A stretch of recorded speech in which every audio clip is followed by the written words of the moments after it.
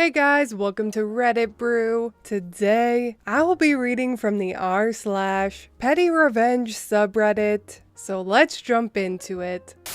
You'll only be 5 minutes? Guess you're waiting 2 hours. This happened a few years ago, back when I was a first-year heavy-duty mechanical apprentice. I had just started working my shop's evening shift, 12:30 to 9 p.m. because one of our other apprentices had just gone off to school, so I took his shift. Now, at this point we were understaffed, which is why I took this shift. So on this particular Friday evening, at around 6 p.m., I was all alone at the shop, except for one person up front in our parts department. Everyone else, including my boss, had gone home. Now our yard is way too small for the amount of work we take in, so I had just spent about 15 minutes shuffling trucks around to clear a space so I could bring my job for the evening up to the shop, so I could work on it. Right as I'm about to pull into the spot I just cleared, a customer pulls into the spot and parks. Not a big deal, this happens all the time.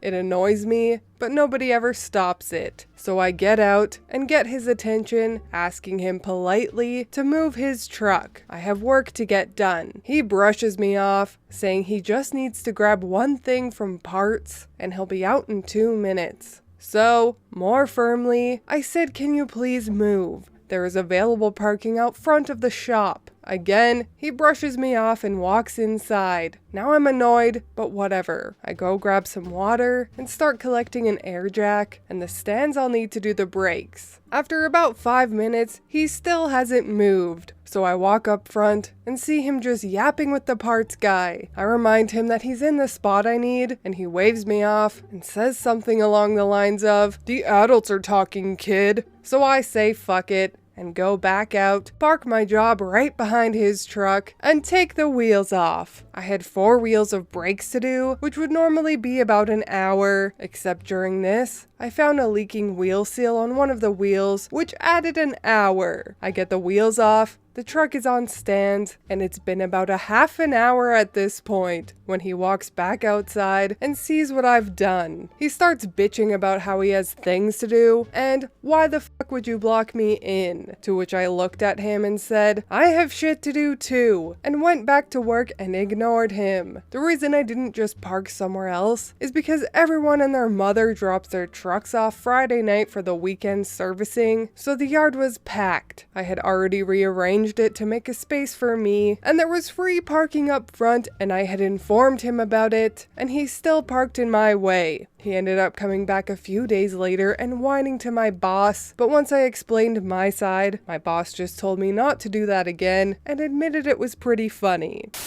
Racist and aggressive bully gets poison ivy. When I was about 10 years old, we moved to Pennsylvania. I'm Mexican and had some trouble with English, but was still like 99% fluent. Just not enough to avoid this bully. He'd chase me around calling me beaner, wetback, and asking me if the Rio Grande is refreshing. After a discussion with my parents about it, they said it's just an insecure boy saying mean things his parents taught him, and just to ignore him. If he got physical, my dad told me not to do any of that, just tell the teacher crap. He said, "If that boy hits you, you hit back harder. You have my permission." After some more insults, he realized he wasn't getting a response like he wanted, so he decided to get physical. He shoved me and picked up a clump of poison ivy with his sweater. This wasn't a big deal because I was faster than him, but my best friend was not. He went after her, so I tackled him to the ground, his face landing on the very poison ivy he was holding. I straddled him and rubbed his face in it. He cried and never looked in my direction or laid a finger on me or my friend. It's been 18 years, and I'm still not sorry.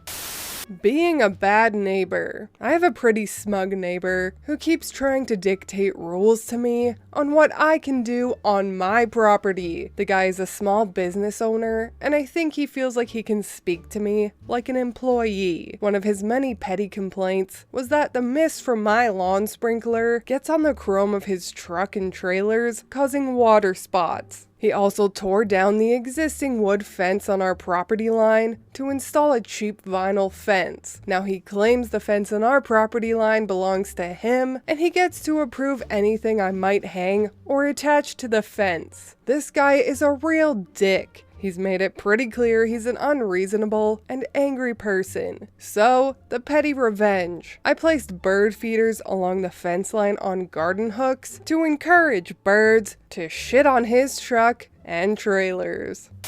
It's Delivery Monday. Hope you didn't have anything important to do. A handful of years back, I worked for a Rite Aid. Normally, they have big parking lots that are never full, but this one was different. It was in the heart of, oh god, I can't walk 5 feet without homeless people asking me for drug money. There was no parking, other than paid spots anywhere close. There was an excessive amount of crime, drug use, fights, panhandling, etc. It was a very gross area to work. Why I eventually quit? After too many times of having medical emergencies from people, overdosing right outside our door, or knife wounds from fights, etc. Because of this, I always felt a little bad that the area right in front of the store was our loading zone. I always made sure to give people a heads up when I saw them park there if I knew trucks were coming. Lots of people did a fast in and out, never causing trouble. I get it. You don't want to pay parking and then walk through the gauntlet of gross. I really do get it. But there was this one lady, shall we call her Georgette? Georgette had a nice little white car.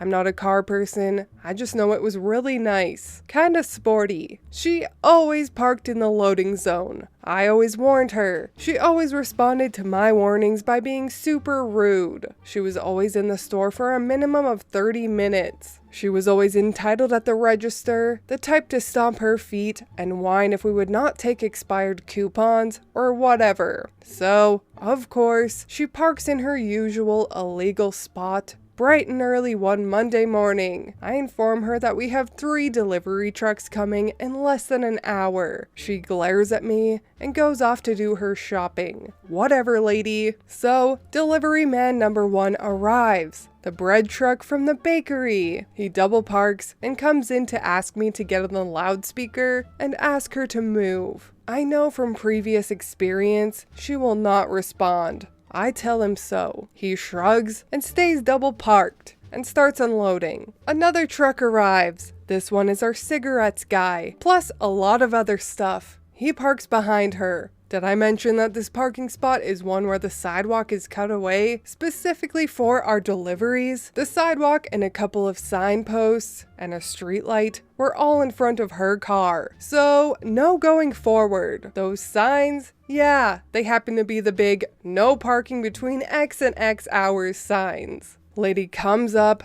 pays, discovers that she is blocked in, and the hissy fit begins. The bread delivery man informs her that he is almost done and will be moving in about 15 minutes. Not good enough. She screams, then gets on the phone to call the police. Like I said, crappy part of town. Cops aren't going to come over what is clearly a Karen with a parking issue. Bread truck leaves. She has a chance to drive away. Nope. She is too busy screaming, demanding a manager, yelling at the other delivery guy, and so on. Completely misses that she could just shut up and drive away now. By the time we get her to Staffu and look, and she starts walking towards her car to go, guess what? Delivery truck number 3 arrives. Smart man. Sees the car with a truck right on its ass and immediately knew what was going on. Proceeds to park next to her and block her in again. This guy was our grocery delivery man. Unloading his truck never took less than an hour. Georgette never parked there again. In fact,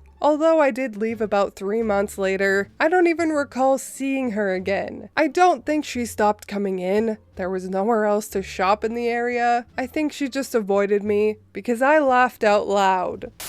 Be more like you? Okay. My mom is the type of person who can never be wrong about anything. She has to be the smartest, most perfect person in the room. If she yells at you for not doing something, but you say she didn't tell you to do it, well, it should have been obvious. If she states a fact wrong, she doubles down and tries to find proof that she's even partially right. If she asks why you can't do a simple task and you tell her she never taught that to you, she also goes back to, well, it should be obvious. She even occasionally flaunted her accomplishments and asked why I hadn't already done as much as she had by the time she was my age. One night, I was petting my family dog on the couch and was talking to her, as you do with dogs, offhandedly, remarking how I can't believe she's already 5. My mom pipes in from the kitchen and says she's actually 4. I try to remember what year we'd gotten her, and sure enough, she was 4. But I was sick of my mom pulling this crap,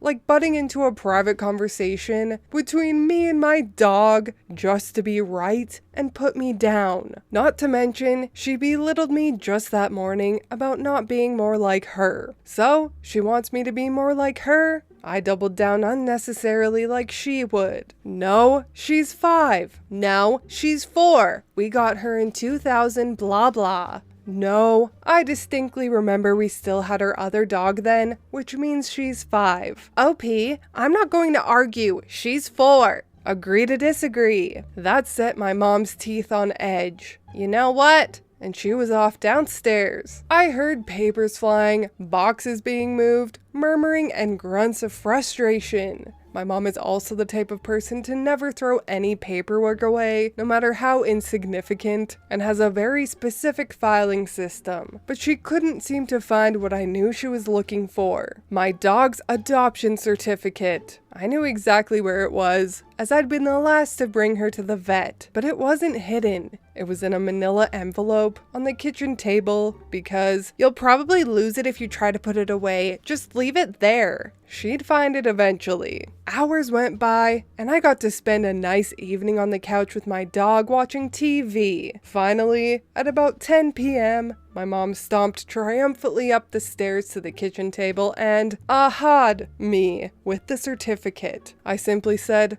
"Oh, huh," and went to bed. I hope the hours of searching were worth being right. Oh man, those parking stories were glorious. It's always satisfying when people who think they're more important than everyone else and get to park wherever they want and be disrespectful to people younger than them get their delicious just desserts. Karma is dang beautiful, especially when it's committed by petty paladins. Not all heroes wear capes. But anyways, that is all from me today. I hope you enjoyed those petty revenge stories. If you did, please leave a like and subscribe. I truly appreciate when you do, and I will see you in the next Reddit stories. Bye!